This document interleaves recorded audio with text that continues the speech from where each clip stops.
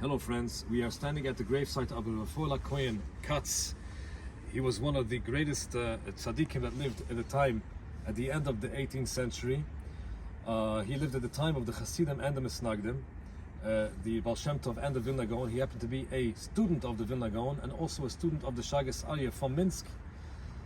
At the age of 19, he had taken over the post of being the head of the academy in Minsk, that since the Shagas Aryeh, his uncle had left to serve as the rabbi in Metz. At a later stage in his life, he was asked to come to be the rabbi in Altona, Hamburg. He served in Altona, Hamburg for 23 years.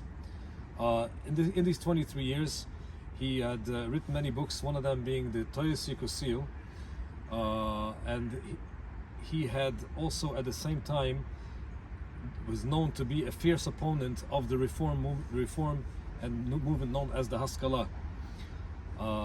In Berlin there was a rabbi known as Shaul Berliner, and his son Shaul Berliner had written a book to counter the Torat Yekutiel, which was a work on halacha, but he had written very disparagingly on this work. Some say that this has to do with the Haskalah that tried to undermine his standing as a world-known rabbi.